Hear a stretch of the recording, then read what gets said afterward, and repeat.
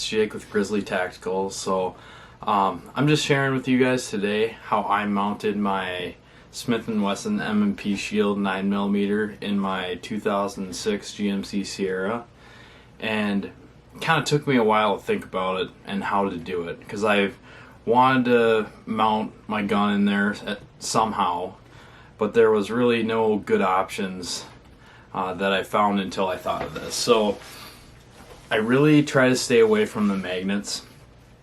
I know people like them, and I know it's a gun, and the first ones that came out they were just metal. I didn't want to scratch my gun really.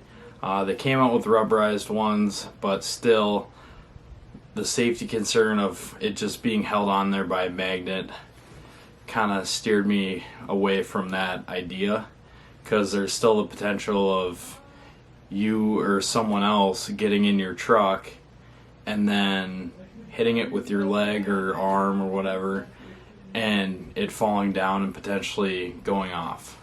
And so I didn't like that idea. I want my firearm secure, and so I went to aliengearholsters.com and I purchased a left-hand draw.